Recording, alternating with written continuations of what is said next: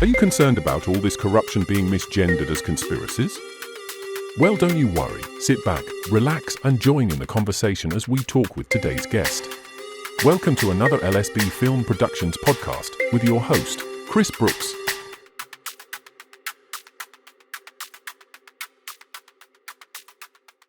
Hello and welcome to the channel. Today I'm joined with George Smith, who is a farmer from Aberdeenshire, Scotland, and he has for some time now had his land under threat and wanting to be taken away by the Masonic Freemasons. So this sounds very interesting to me, as I'm sure it does to everybody else who is listening. So without further ado, welcome to the channel. Okay, thank you, Chris, and welcome everyone. This is a bit of a shocking story for some people. There's quite a lot of people know about me up in Aberdeenshire, the northeast east of Scotland. Quite a lot of people know what's going on. They also see what's going on. So to get people up to speed, to understand what's really happening here, we need to go way back to let's go back to when I was about 12 years old. As I say, I'm a farmer. I was brought up in a farming community, and my father, he farmed beef cattle. One night, this brings us right into it. One night, my father and myself were working in the cattle sheds, feeding the cattle. We were getting on very well this night, finished most of our chores. The cattle hadn't finished eating. So we went in for tea. In Aberdeenshire, we call it supper. We had our supper, watched the TV for a while. The news, which my father always told us was just full of rubbish. Don't trust the media. Don't trust the politicians. Watched the news. Then my father said to me to go out and put the hay into the troughs for the cattle. So I went out, did as I was asked. Coming out to the shed, I shut off the light, went to shut the big sliding door for one of the cattle courts. And in the sky, northwest of the village where I stayed, little village called Achleven, there up in the sky there was a light. This light shot across the sky, but changed into the shape of a fish, dropped in behind a hill into the valley of Alford. I came inside, told my mother. She said, "That's okay, don't worry, just get on with schoolwork, etc."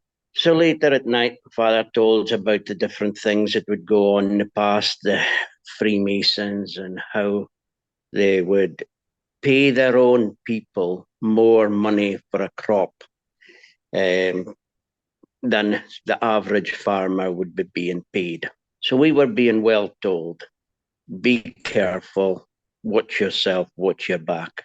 9 o'clock news came on, and my mother and father's watching the news, listening to the news. My mother said to me, "What you saw outside tonight, other people have seen, and they have reported into the television, telling the TV company, which was Grampian Television with us at the time, telling them what they had seen in the Alford area." So it was confirmation for my mother that I had seen something. So over the years, I would see different bits and pieces, not really much. My father, he passed away in 1974 and 1984, sorry. And after he died, the Freemasons really started to come after me. I would have an endless stream of sheriff officers for no reason coming. It was like, why is all this things going on? A sheriff officer would be coming. "Oh, you haven't paid this, you haven't paid that." And it's like bills that don't even exist. And I couldn't understand it. But I was going down with depression at the time. My father dying, running the farm after my father died. I was getting some pressure from my mother because she wanted me to do well. So the pressure was building up. I then cleared off. I said, I'm out of here. I went down south and went to a little village called Brenzett in the Romney Marsh in Kent. I recuperated there for a while. We had a man working for us at the time, and I'd come back home. The depression would kick in again. Went back down to the Romney Marsh, and I decided the harvest is going to be starting a long time before our harvest. I could do a harvest down here, drive a combine, then go back home to Scotland and do my own harvest. So I put my name in for a job on the Romney Marsh. As this is going on, I'm back in Scotland. A letter came into the hotel I was staying at down in the Romney Marsh, saying that there was a job available.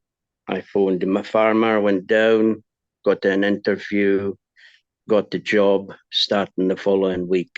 Back home to Aberdeenshire for a week, and I was a guy who said he was my friend, but later it turned out this guy was actually a Freemason, and he was instigated to keep the Freemasons up to date with what I was doing. Who's So your I little went back. spy? He was a spy, yes. So I went back down to England, drove a combine, great time. Weather was super. Everything completely different from what home was. Finished the harvest, picked up my money home.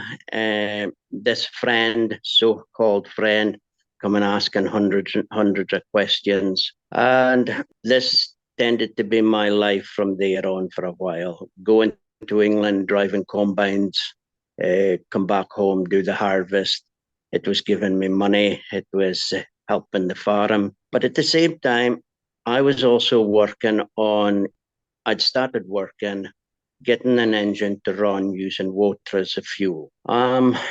Struggling with that for quite a while, but just kept working in my shed. And as you can imagine, farm sheds, workshops are pretty good sheds. We've got lots of tools. We've got welders, grinders, gas burners, just everything needed. Quite self-sufficient. Self-sufficient. So, and being in farming, you learn how to operate these tools, because it's machines break down. You learn to work with these things and repair them. So I was pretty confident with these things. So learned that I needed stainless steel for doing the hydrogen because it wouldn't rust. So over a period of 4 or 5 years, I was coming on with it. I knew it was going to happen, but when, I didn't know. No, I hadn't gone to university. I hadn't gone to college. So none of that sort of education had come into my vicinity. It was just what I'd learned from my father and common sense. 1990, around the 1990s, early 1990s. I'm making fairly good progress, but could never get enough hydrogen to be made. Never getting really what I needed. I needed a lot of liters of hydrogen. So one day I'm away combining up in Aberdeenshire. So we'd been to England, come back home, did the harvest, and the farm, and I'm away combining. And when I came home at night, there's a piece of paper sitting on my kitchen table, living room table it was. And this was a documentation of how to break water down. Now, at the time, we didn't have the internet. So I'm looking at this, going through it, and decided that let's get the materials needed. So as I'm out in the shed working, I'm now beginning to really make a lot of hydrogen and oxygen. I say, yes, this is going to work. So eventually, through the 1990s, as I'm working on this process, there's a heap of lights would appear in the sky. And I'm still getting trouble from the Freemasons. They're just harassing, just things going on, things not making sense. But at the time, I didn't realize it was the Freemasons. What kind of things were they doing which was causing the hassle then? What kind of stunts were they pulling? Stealing my Jeep, stealing money, What, physical cash? Physical cash, yeah, yeah. But the police, the 1990s, were seeing lights in the sky, more lights. And at night, I would take people out to see these lights in the sky. The Freemasons didn't know about this. I hadn't told my so-called friend. It was just something I didn't really trust too much about them. Just something, in your gut that says, keep The them at a instinct. distance. Yeah.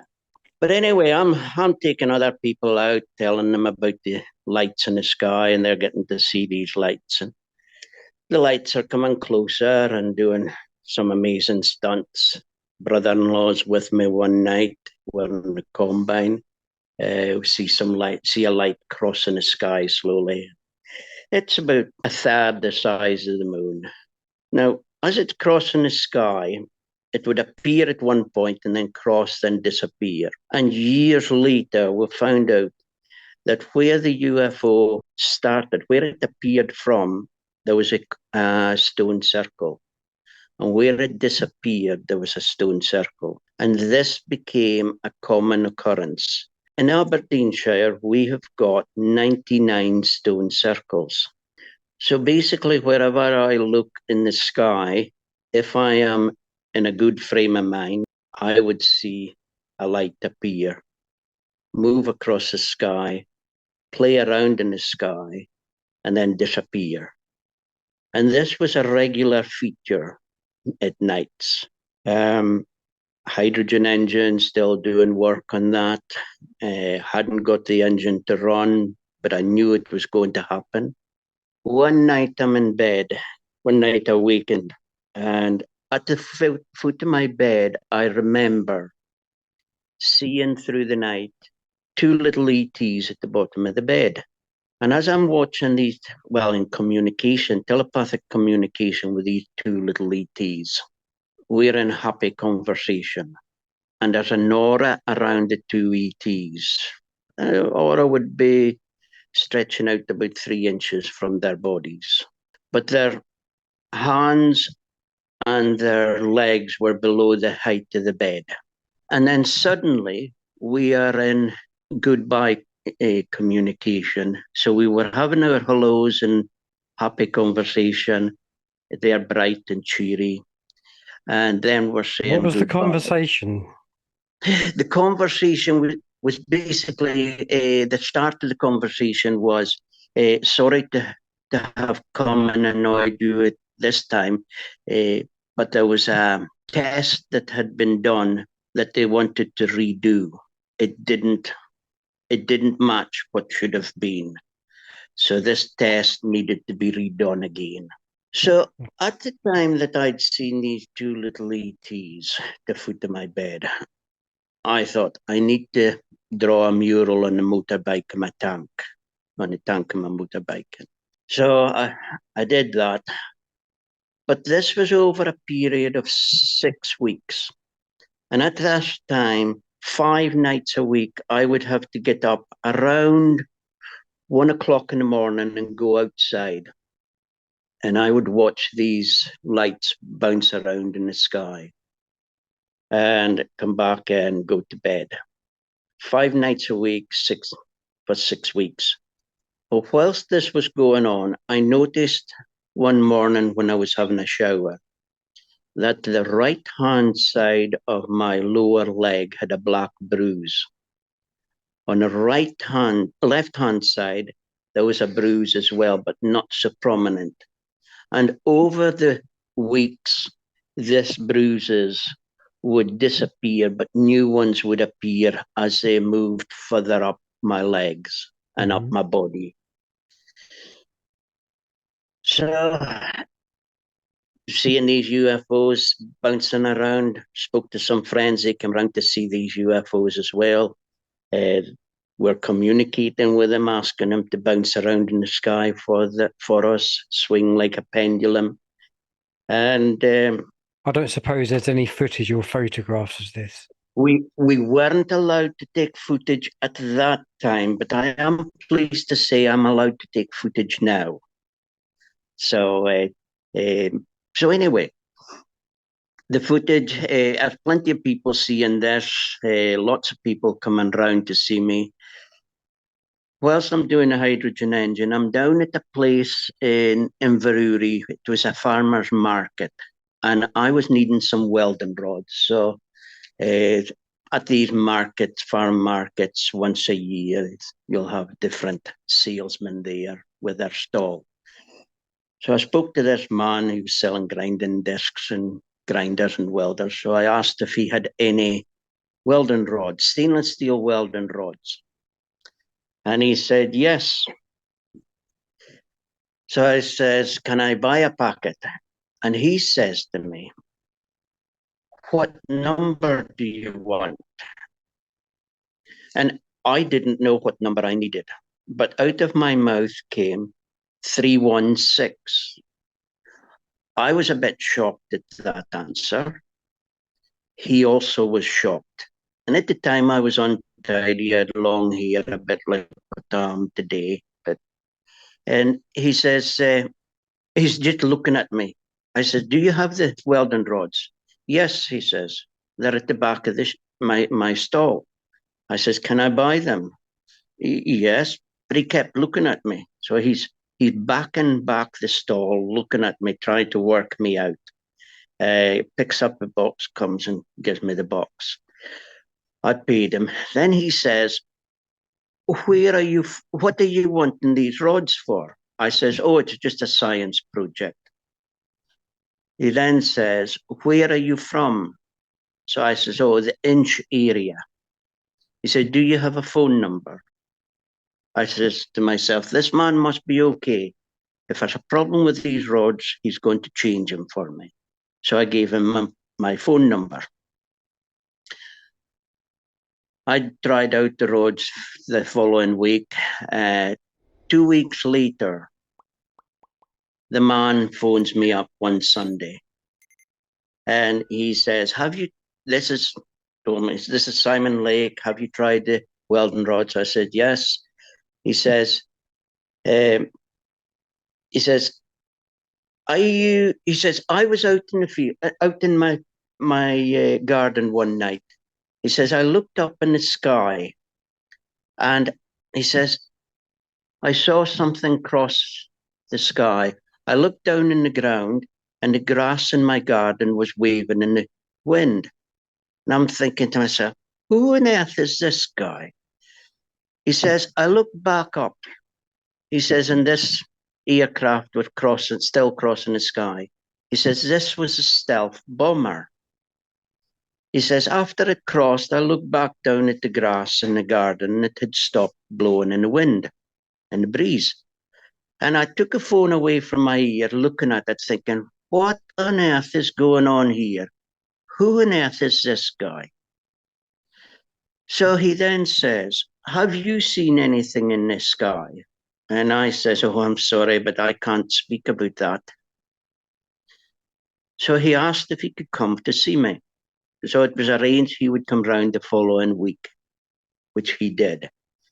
He arrived on a Sunday, and I invited him in.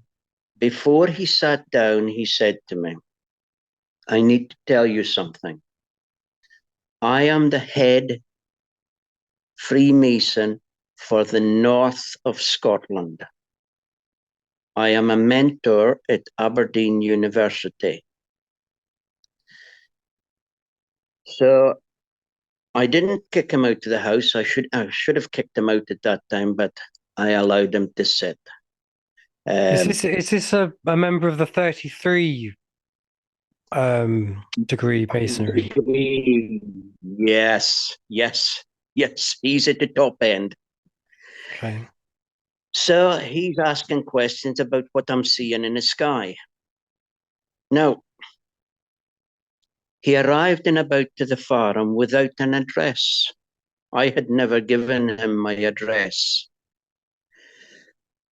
So he's asking about the UFOs and what have you seen and what technology are you working on? What's a device you're making? So I said I was breaking water down. Oh, he said I'd like to see it. I said, yes, we'll see it when we go out. I was a bit naive to what was really going on here. So how old would you have been at this point, in your 30s? I was late 30. Who? No, I could give you that. I'm 65 today, and that would have been 1997 that he came in past. 96, 97 that he came in past. So we're looking 24. Yeah, 30. I've been 35 thereabout. Okay. So he's asking about what have you seen this guy, and I'm giving him little bits about I just see lights, see some lights here, and asking about the technology. So I told him a little bit about it. So anyway, we finished a cup of tea and went outside, showed him a device, and he says, "Oh," he said, "that's very small." He says, "You need to patent that device." And I said to him, "Oh, no," I says, "I can't patent it." Because basically I didn't have money to do things like that. He says, "What happens if someone steals it?" I says, "They're welcome to it. It's no good if you don't know how it works." And the look on his face was sheer shock, horror. Like, yeah, that's right. What's the point of stealing something if you don't know how it works? So this gentleman, Simon Lake's not his right name, he left and continued to keep in contact.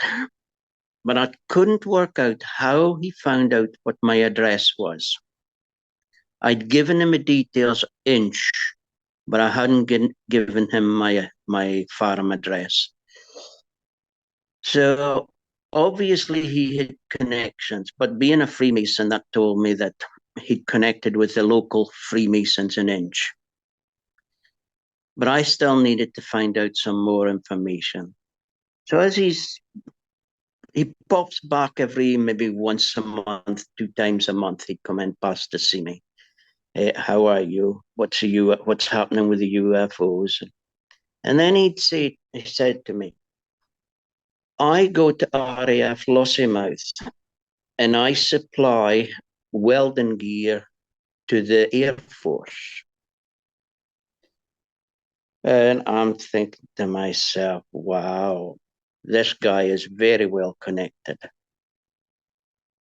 So he then,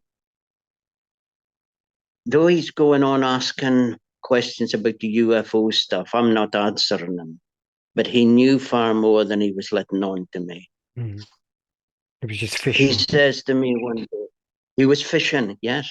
So one day he says to me, "We don't want you to speak to the local people about what you're seeing. We don't want you telling them what's going on." And I moved my head to a side as if to say, "Why?" And he said, "Because they are all idiots." That annoyed me a little because these friends of mine, I do not class as idiots. I class them as people who are looking for information and deserve to get truthful answers. The Freemason then followed that sentence with, "We want you to come into Aberdeen University and share your knowledge with the professors."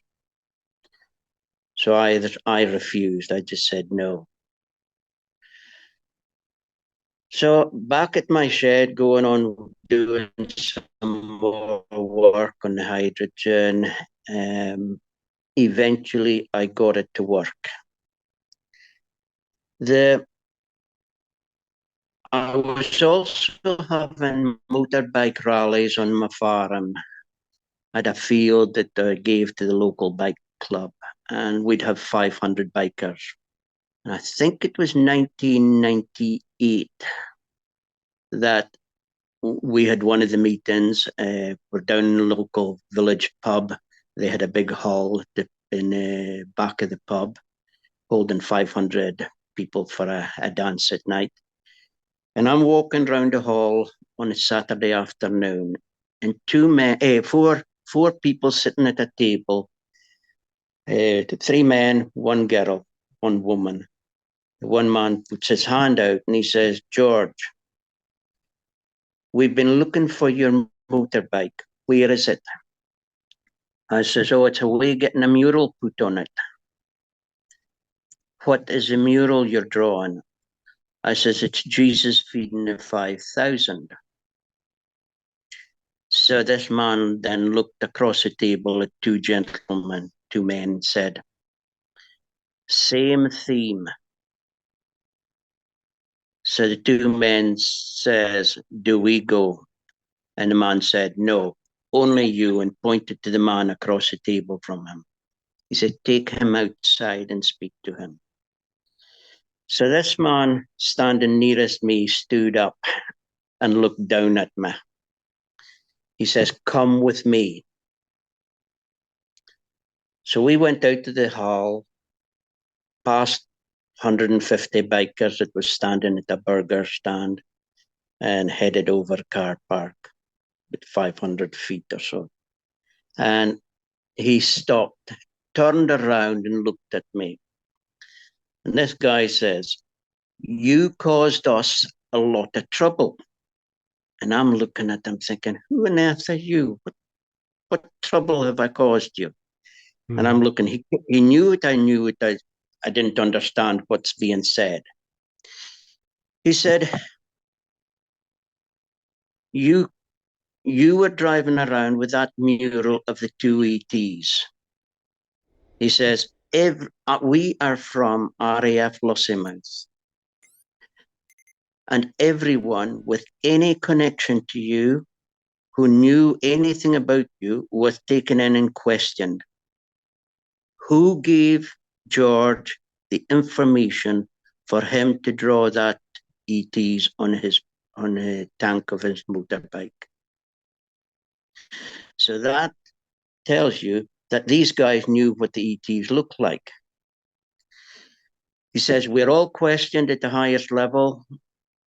It is then agreed that nobody had told you anything. This man started shaking and was now frightened. He's 6'4", looking down at me, and he is shaken in fear because of what he was away to say. He says, the decision was made that you had to be taken out. We knew. As in killed. Yeah. Yeah. Okay. But before I could get angry, he then said, we knew, or as he's speaking, I'm listening, he then says, we knew who was going to do it, where it was going to be done, and how it was going to be done. He says, before we went to take you out, we were approached by your friends. This is our friends on the craft, on the UFO.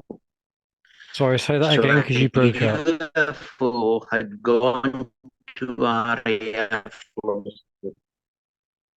Okay. The Says UFO we were did what? approached by Sorry, you your broke up friends. again. This was a UFO. They don't want us to speak about this. They don't, do they? Yeah, a UFO had gone to RAF Lossiemouth. All right, okay. And they went and told the head people at RAF Lossiemouth, back off, leave George alone. Now we want you to go to George and give him this information.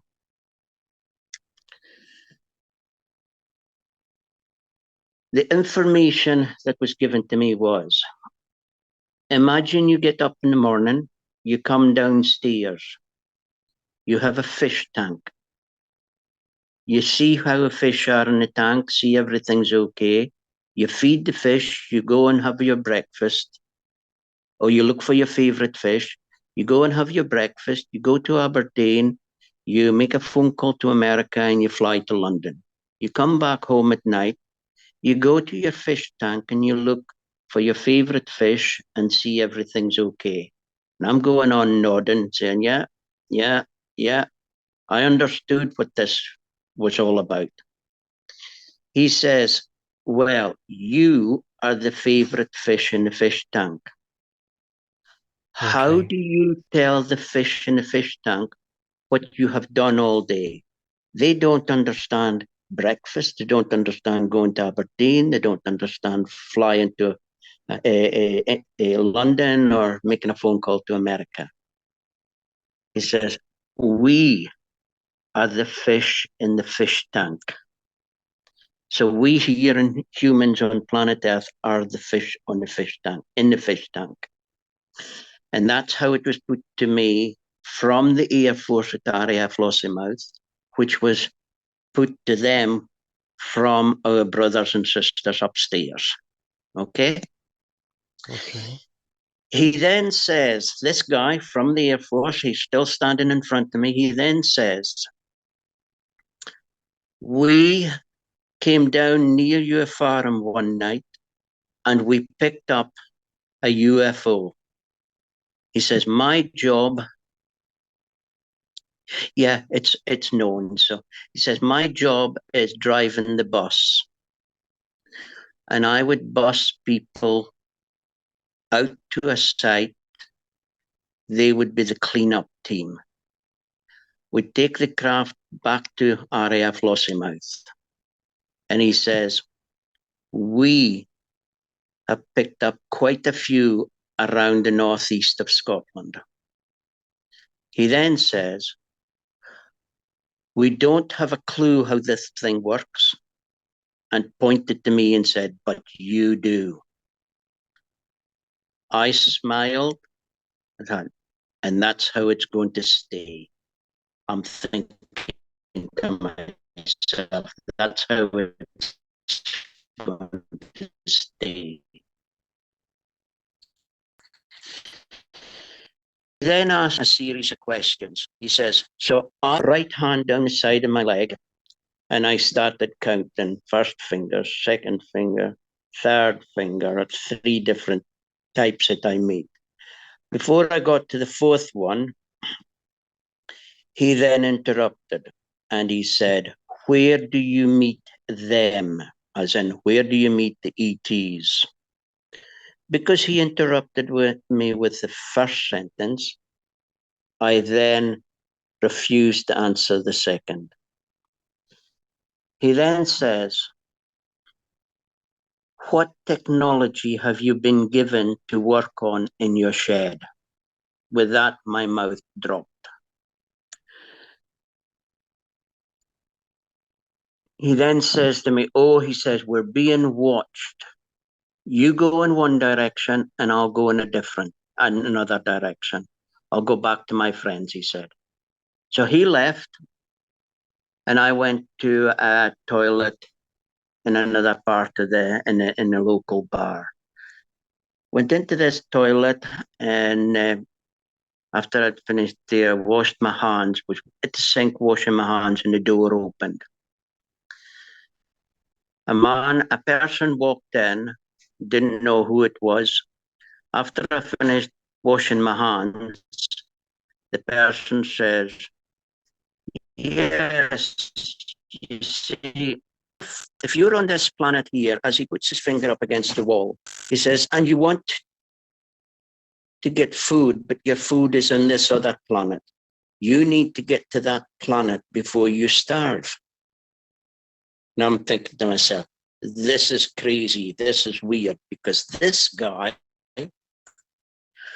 had rented a house locally and been in this house for, I think, about six months. It could have been 9 months.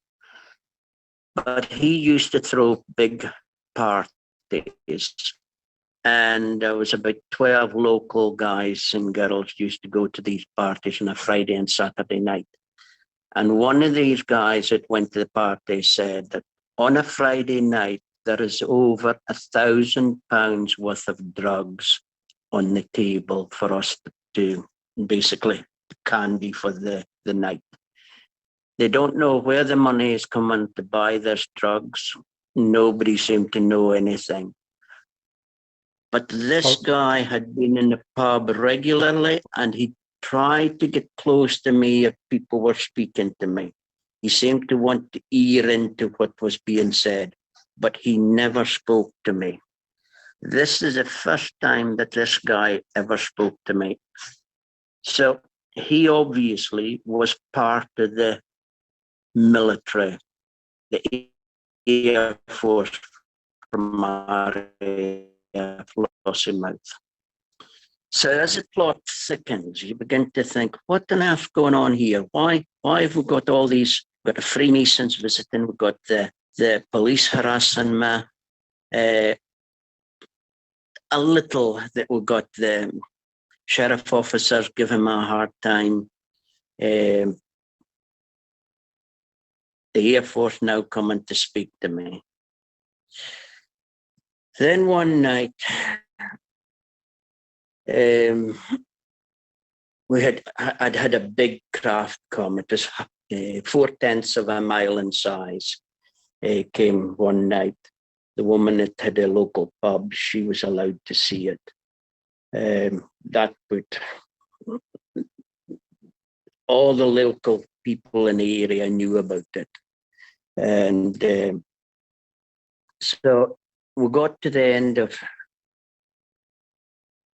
1990. Towards the end of 1990, friends of mine asked me to go to this church in Aberdeen. And I'm thinking, no, I don't want to go to a church. I'm not church related. Just leave it. No, come with us. So anyway, I went to this church in Aberdeen. And one day we're in the church and they said, we're going to the Ukraine with Mission East, with shoeboxes for the children from Chernobyl. They're in the hospitals dying, so we're taking something out to them and just basically taking good energy out.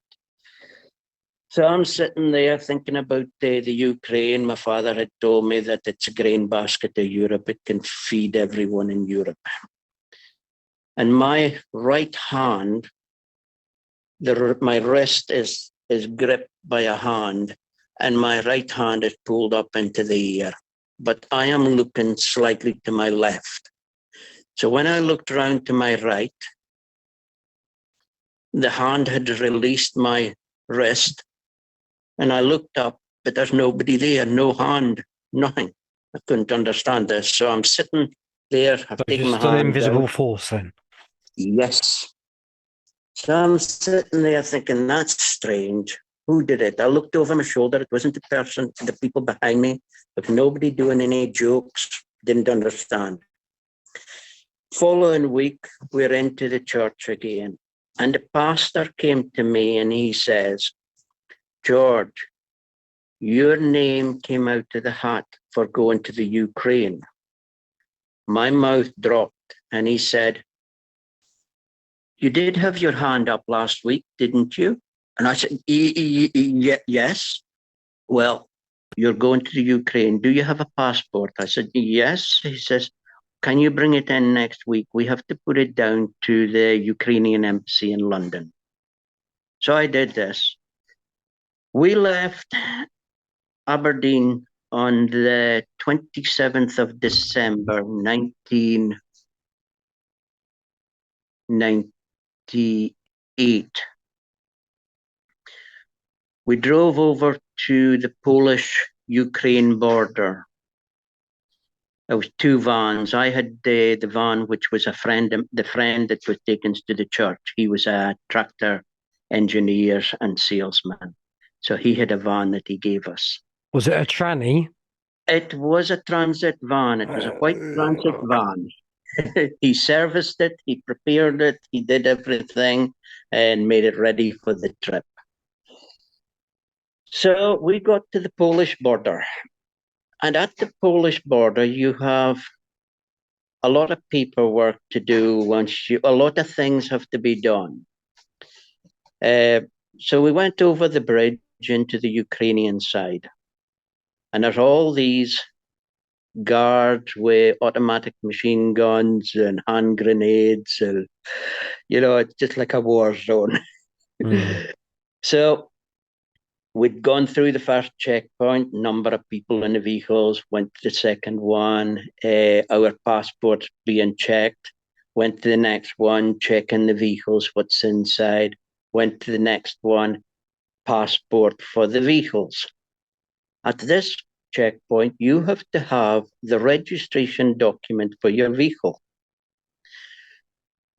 But we'd met up with a group from Sweden, the Swedish group, and they were the head of Mission East.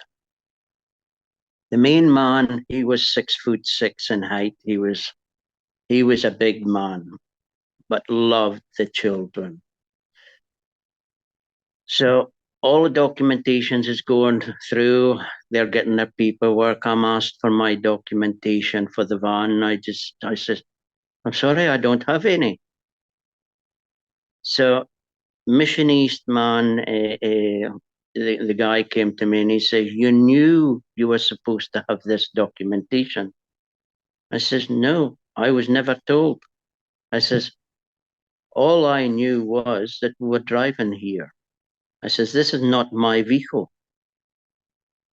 So he went to the Aberdeen group, there was 14 of them, and he says, where is the documentation for the van?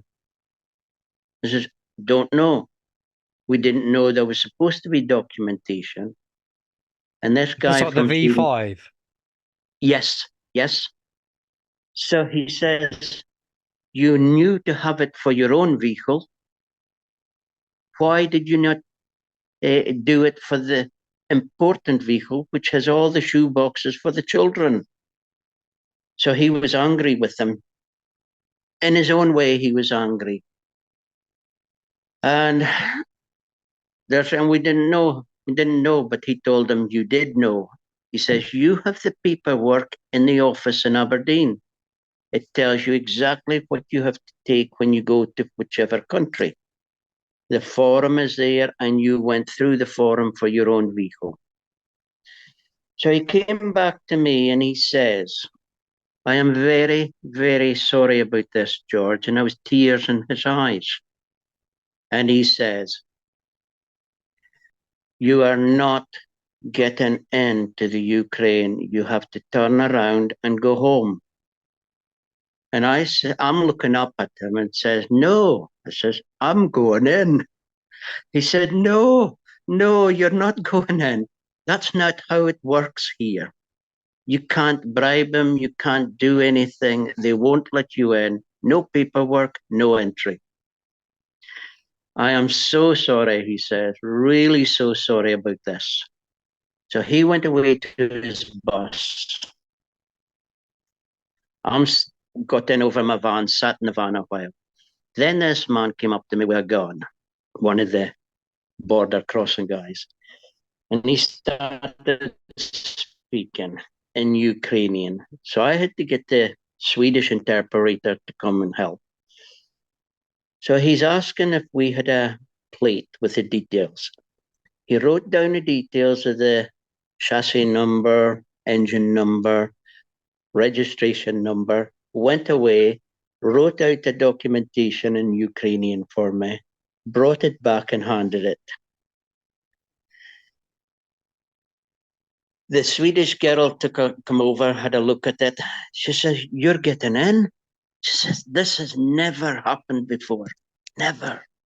So she went and told the head guy. He came over, asked if he could get a look at this piece of paper. Showed him a paper. He read it. He shook his head and said, I don't know who you are, but you don't need my help. Now, at that time, I'm beginning to realize that You're a bit of a protected one. Yes. So I didn't know what my job was. At that time, I didn't know what my job was. Can I assume that the trainers and the boxes and stuff, was that just a facade? That was to get me over to the Ukraine because I had to see, they wanted me to see Chernobyl. Okay. That was what it was about. So we'd gone to hospitals seeing these poor children. And so anyway, they said one morning, we don't know if we're going to get to Chernobyl, but anyone who wants to go to Chernobyl can hand in their passport. So anyway, I handed in my passport, and away it was passed. Away we went to Chernobyl.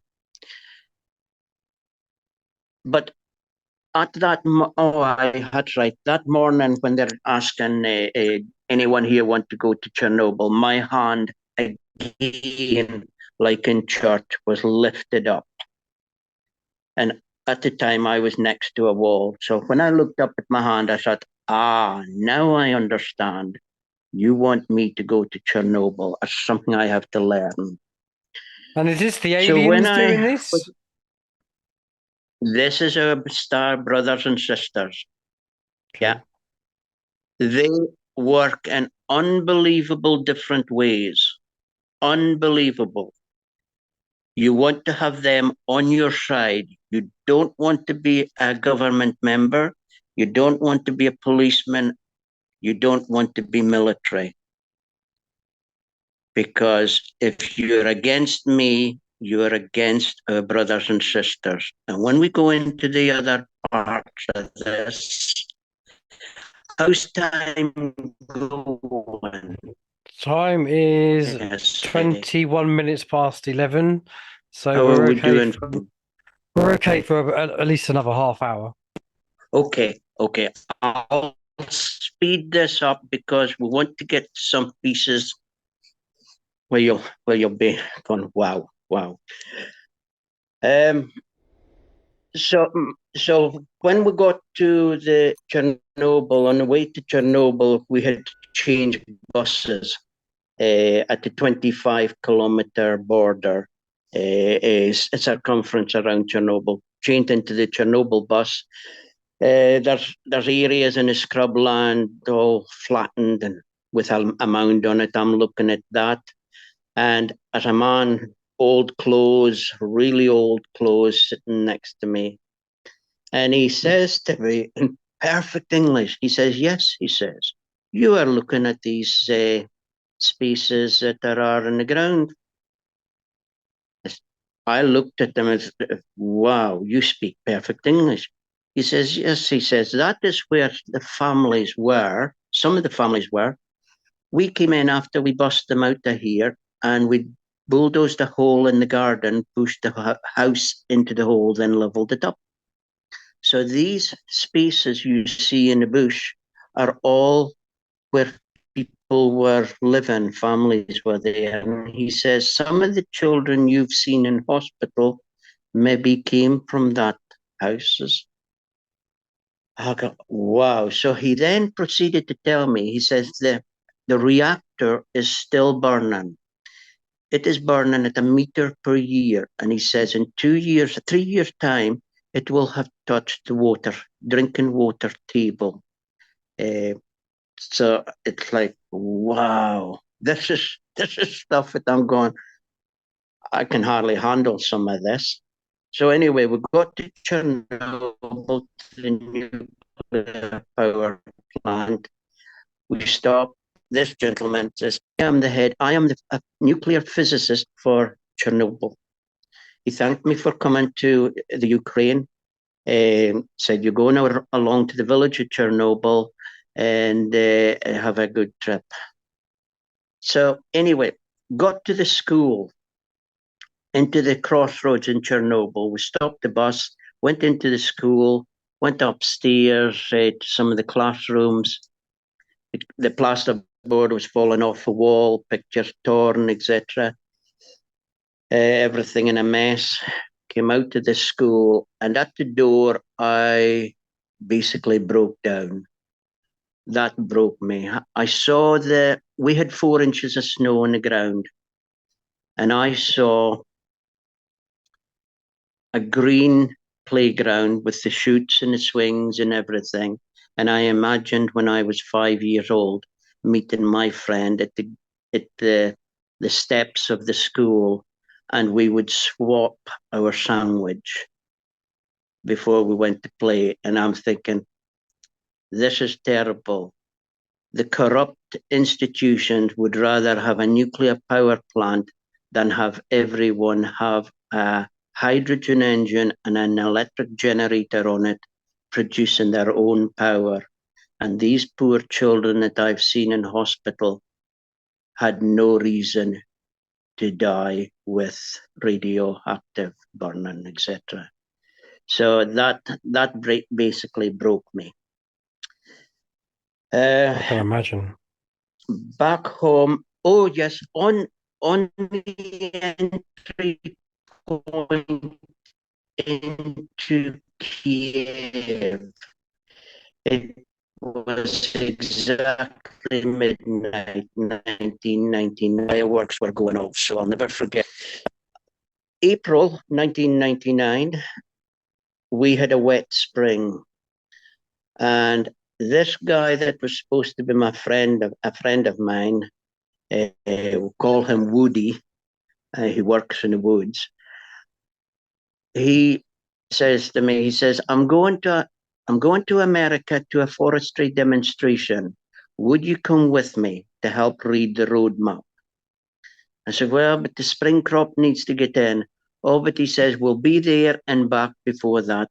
Weather's not going to be good for a while. So I accepted. So flown over to America. He says, we saw the forestry demonstration. He says, we've got a few days to spare. He says, let's go down to Panama City. So we drove down to Panama City, booked into a hotel, which had all been pre-dawn, made ready.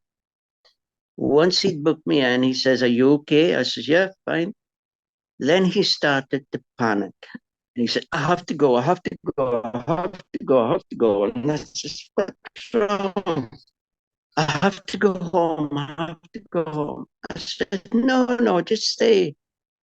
No, I have to go. I'll leave you here. You'll be okay.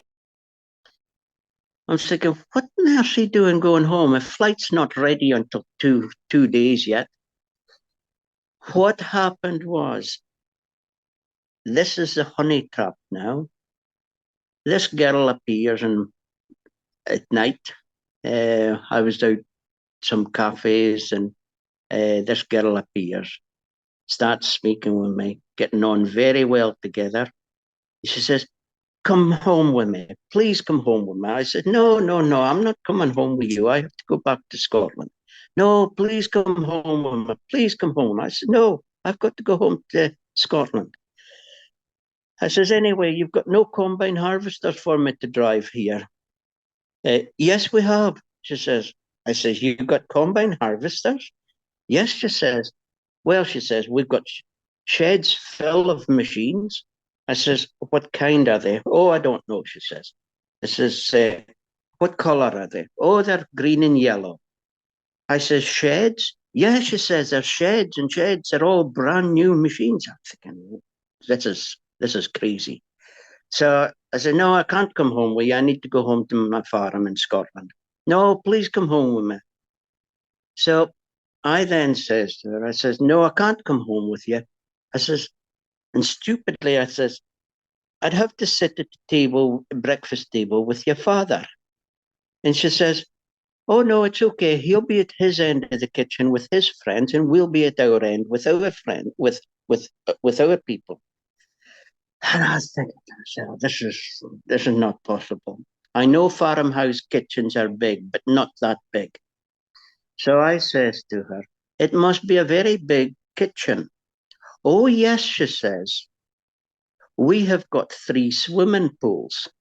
And I looked at her sort of through one eye, saying, a farmer with 3 swimming pools? As if to say, no, a farmer doesn't have 3 swimming pools.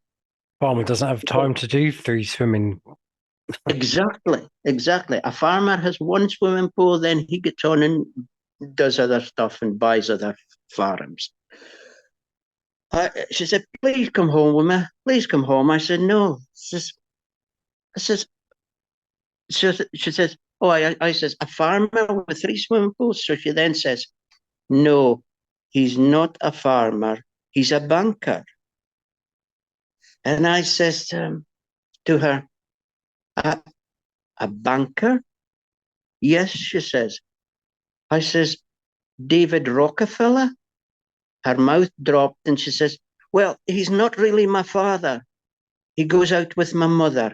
He's a horrible man. Please come home with me. She says, this is how horrible he is. My mother was going shopping one day and he says, do you have enough money, dear? And she says, yes. How much do you have? She says, I have $100,000 on me. He says, is that enough? So this girl says to me, that's how horrible he is. He doesn't understand how much $100,000 is. And she said, please come home with me. Please come home. I said, no. I would have got home with her. Well, yes, I could have, but that means I would have been buying into this. It was Basically trying to bribe you. Yeah, it was a setup because it's about getting connection to the UFOs. So anyway, I'm back home. Other things had happened. I'm back home. The Freemason guys coming back and forth. He demanded that I get him on board a craft. I want you to get me on board the craft, he says. I said, no, no. You cannot get on board a craft with that type of attitude. But these people, their vibration level is only, it's all about the negative. It's all about them. They've no interest in the good people in the world. Yeah. So other stuff was going on. So 2005, the local pub, the people in the local pub are squeezed out. And new people moved in.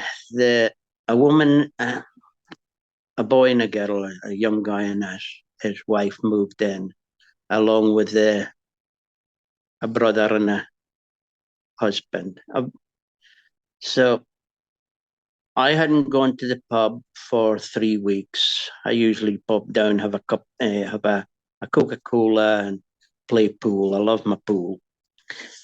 So I eventually entered the pub this night. It was a Friday night and asked for a Coca-Cola. The guy served me, disappeared, come back down. His wife came down. She's chatting and chatting, really being very, very nice. Introduced to all the people that owned the pub and told who they are. This is, I work at the police station in Aberdeen. I sit in the office with the chief of police, and my husband's sister's man. He used to work at RAF Lossiemouth.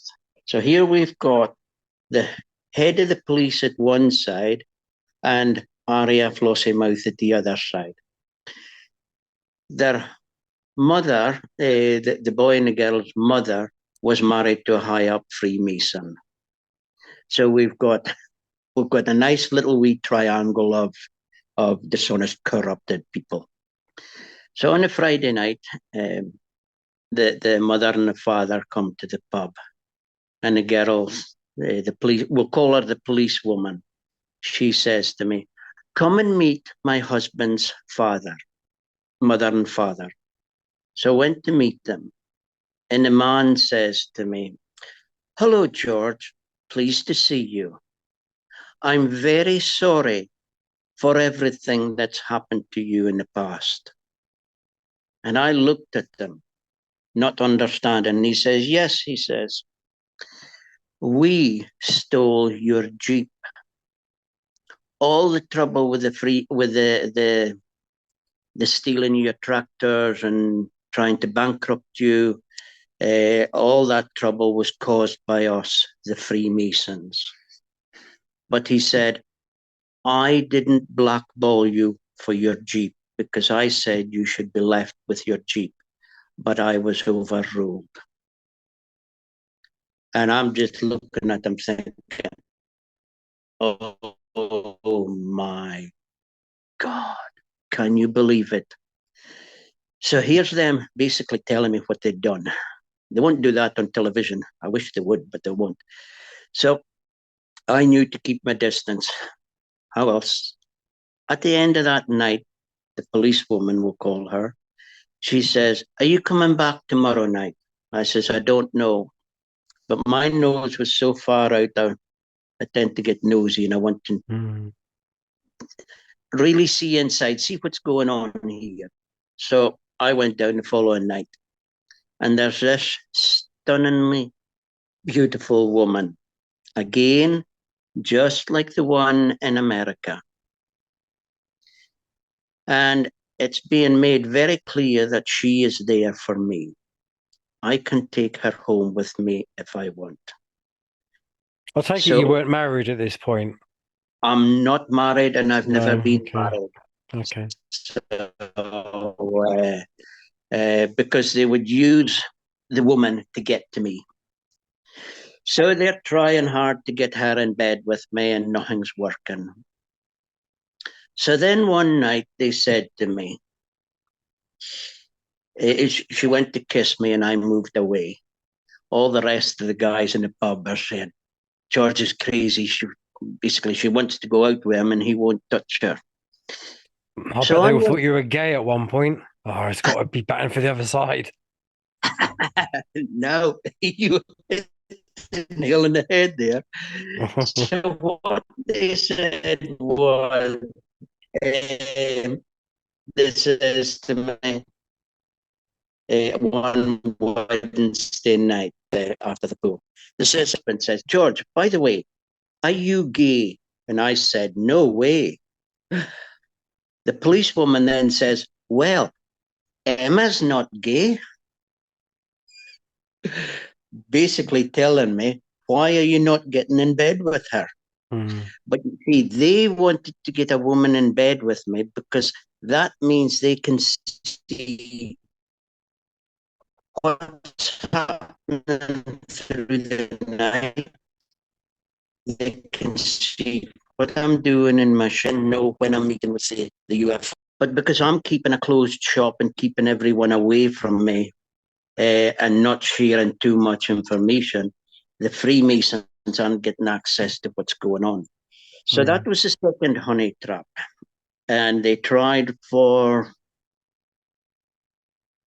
2 years to get her in bed with me.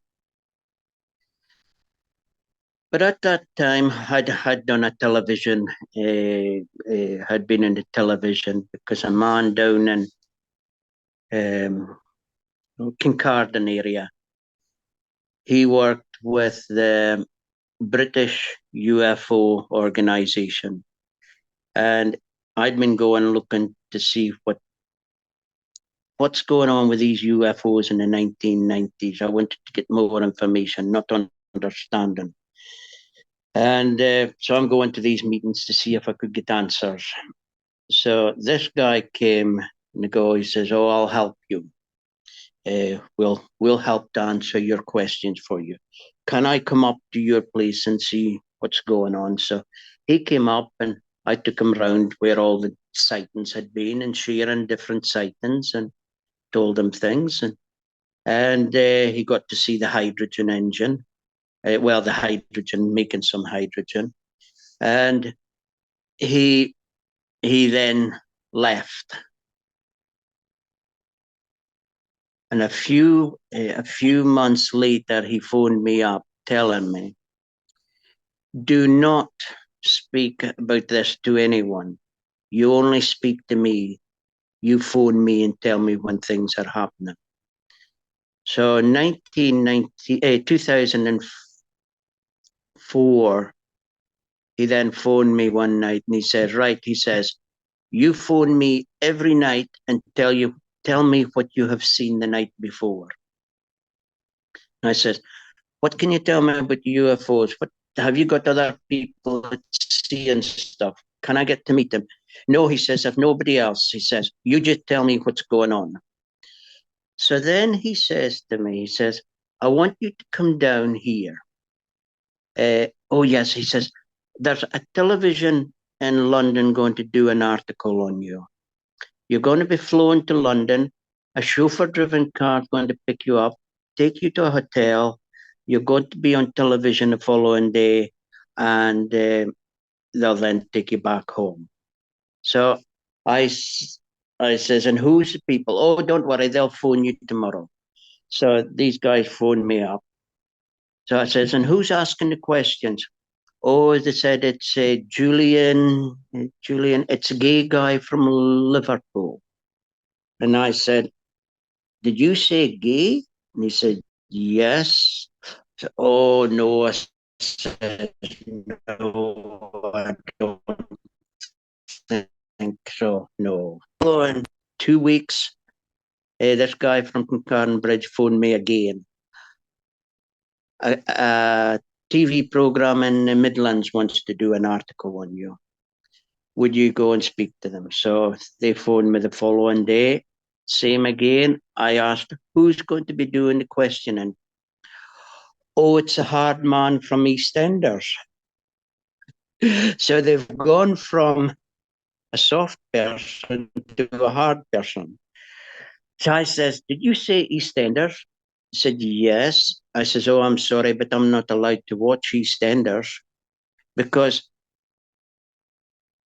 we're not allowed to watch that type Well, you keep breaking up something rotten. programs because it's the negativity. Go back again.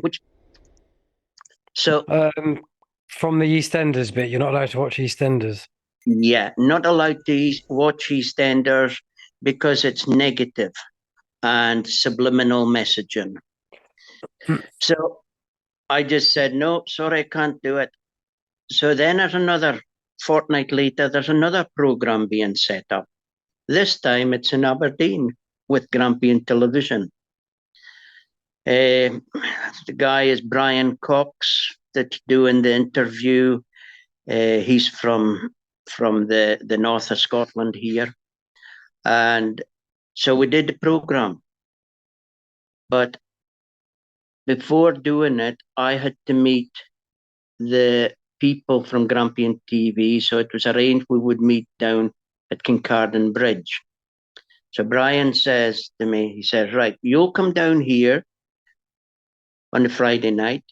You'll meet the Grampian TV people on the Saturday afternoon. And on the Sunday, we have an early breakfast and we go to Roslyn Chapel. We have a big day at Roslyn Chapel, so you have to be ready for that. And I'm thinking to myself, oh, no, Roslyn Chapel is not on the good side. So anyway, I was speaking with the women. They came down, 2 women came down from Grampian TV. So I spoke with them for 3 hours plus. Shared some sharing different things. The tears are running down their faces. I then mentioned that I'm not allowed to be involved with the Freemasons. I'm not allowed to be around police and Freemasons. And with that, you could have cut the air in the house. And I'm thinking, that's weird. So I continued speaking for a while. The women, we finished. The women said thank you and moved on. I'm sitting there, nothing's being said. And then Brian says to me, I said to Brian, can I get a glass of water, please? And he didn't respond.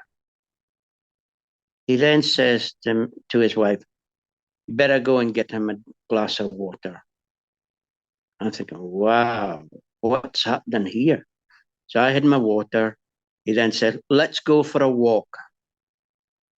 So we went out to the house, walked along the road a little bit. Then he stuck his finger up in the air across my face.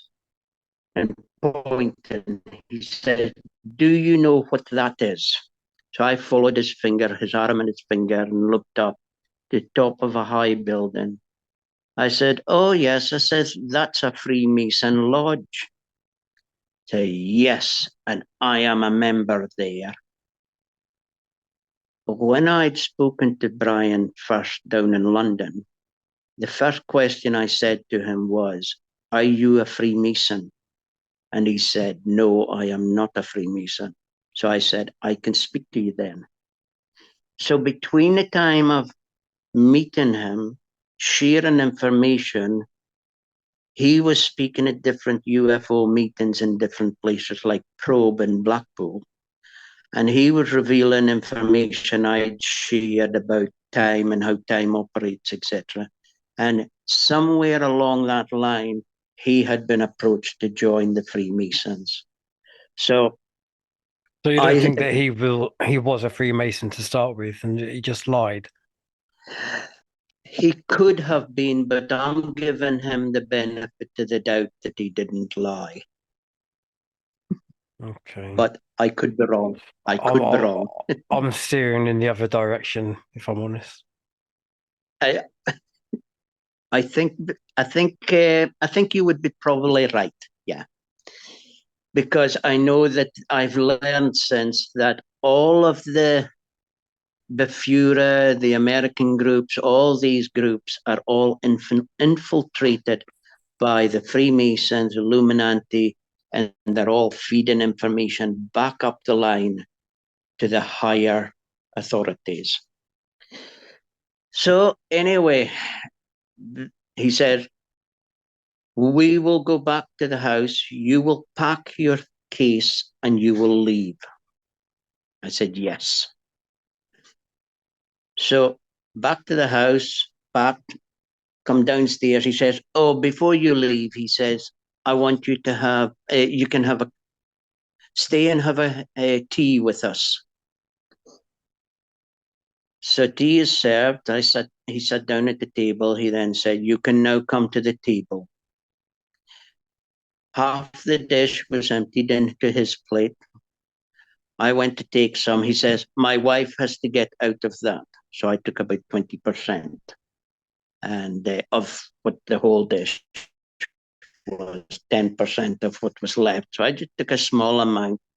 And he never spoke to me at any time throughout the meal. I then said, "I think I need to speak to someone." So he says, "You can't speak to anyone." And I says, "I can speak to whoever I want." "No, you can't." So anyway, I left there, come home, and Grampian Studios were phoning me. I said to them that we had a problem down with Brian. I wasn't doing this television program.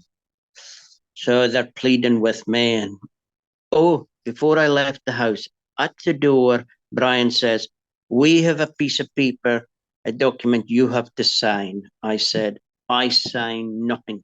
"You will sign it." I said, "I sign nothing." His wife looks over his shoulder and said, "You will sign." I says, "I sign nothing," turned and walked away.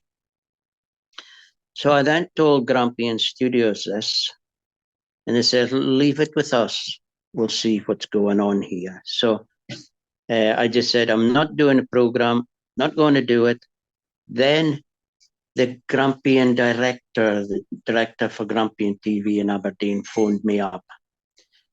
He says, "We really want you to do this program. Please come and do it." So I was invited into Grampian Television. And the director says to me, he says, "Right," he says, "when your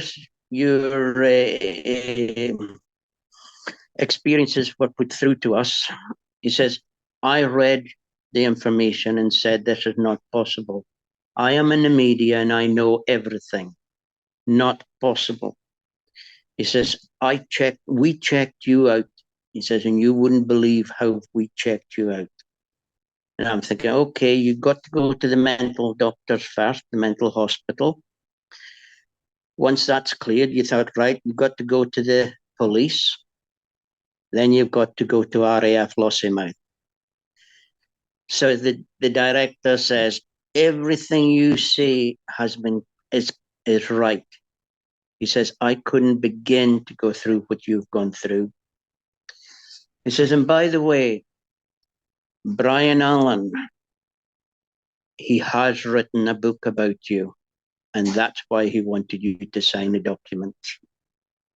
I thought, wow. So anyway, he says, it's okay, that won't be allowed to be published. So the program was done. I was on for 12 minutes. Is this program able to be seen? Yes, it is. It is STV television because Grampian television got taken over. So it's STV television and it's Beyond Explanation, Brian Cox. And I can give you more. I can give you that details later as well after we're off the phone here, off the Zoom. So anyway, we did the program. The following day, the head Freemason phoned me up and he says, by the way, you were very good on the television last night. He said, but how dare you go on the television and educate the population? Who got you on the TV? So I told him and he said, right, we will sort him out. So as we move on, 2007, I'm taken on to a craft.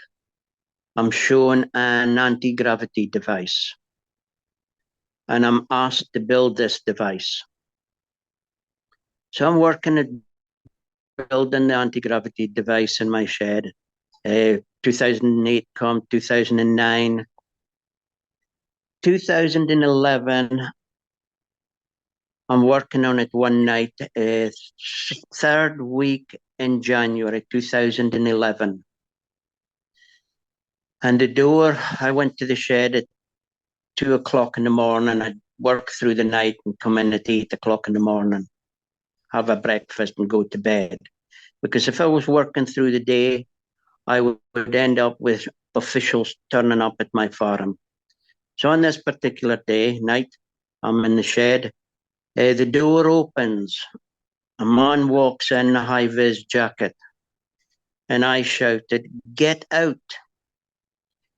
He says, he looked at me and continued to walk towards my lathe. I had taken the device off the lathe a few minutes beforehand. And I then went to pick up something and throw at him. Voice behind me says, it's our guides or ET friends, they says, he's a Freemason. So I knew what to do, get him out of the shed. So I got up, ran to the man shouting, get out of here, you effing thief and such and such. Get out. I'm pushing him across the floor to the door. And he says, you must have something in here you don't want people to see. I says, I've already told you to get out. Now get out. As I pushed him the last push. He says, you don't deserve to have a shed. Got him out the door. He says, I only came to tell you we're putting a water pipe through your field today. So later, I'm back to my device, doing a little bit of work for a quarter of an hour, looked at my watch. It's 11:15. I said, where on earth did the time go? So locked the shed, went in, went to bed. Following day, Saturday, I heard a digger working. So I went down to see the guys. This was doing the water pipe. So I told them what had happened with this man that came into the shed. They said, oh, yes, that guy that came is an ex-policeman. So here we have a Freemason, ex-policeman in a council van, able to walk around different people's properties, seeing things, and people don't know what's going on. The spies are everywhere. You cannot trust anyone. If they're in a council van, they're not trustworthy. So we're into the last week of January 2011. We've got about 5 minutes. Everything changes now. Okay, we'll get this done. I got to tell this from our guides from the craft, and this is we have been to RAF Lossiemouth, and this is what we told them. We've told you to leave George alone. Now leave him alone. And for the privilege, we are going to crash 2 of your jet fighters. So January finishes, February comes in. Towards the end of February, a local farmer came round to see me. And he says, when strange things happen around here, by coming to see you and speaking to you, you seem to know what's going on. He says, you don't read the paper, you don't watch the television.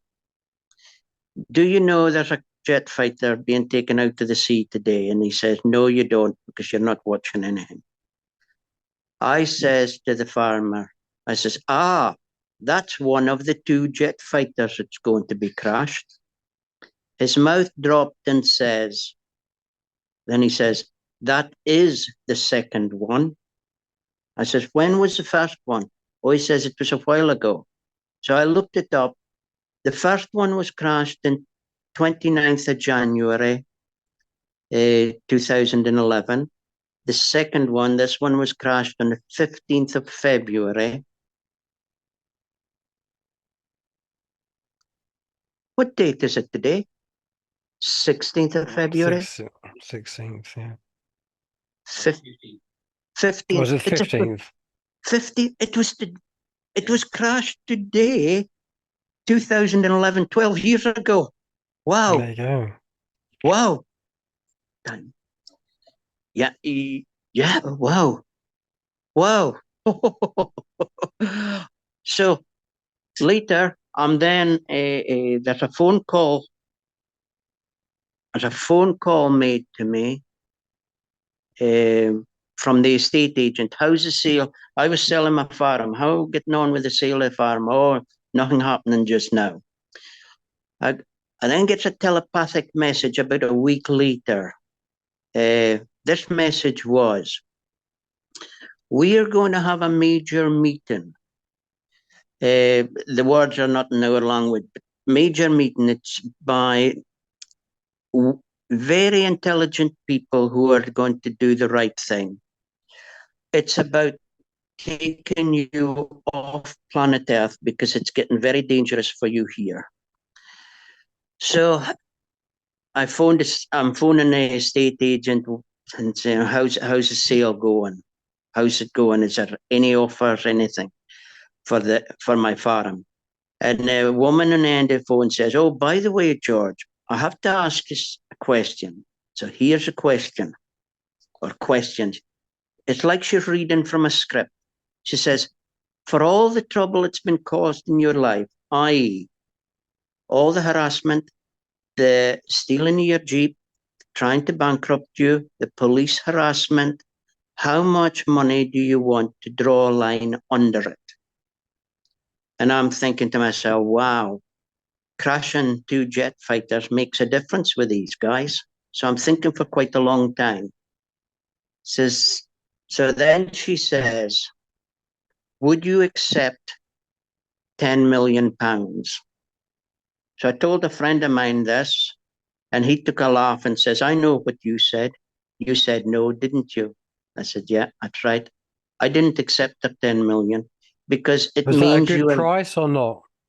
Oh, it's absolute rubbish to what we're doing. Absolute rubbish. Rubbish. Rubbish. I mean, absolute rubbish. Because we're working with anti-gravity here. We are going to have a device up and flying very soon. That is where we're at. And For this the is where you're people- at now.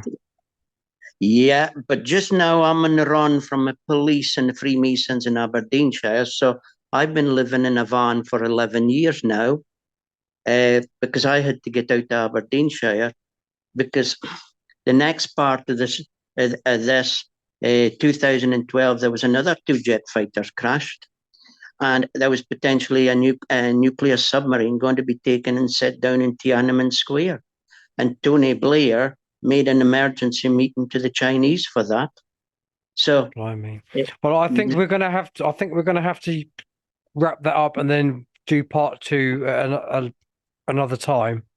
Wow, what a story so far. No worries.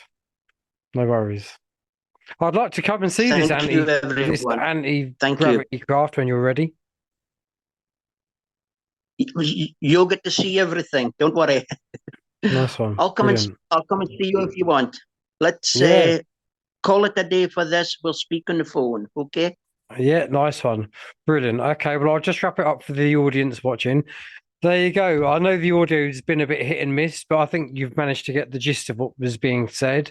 Let us know what you think on the comments. And until next time, look after yourselves, and I'll speak to you again soon. Bye for now.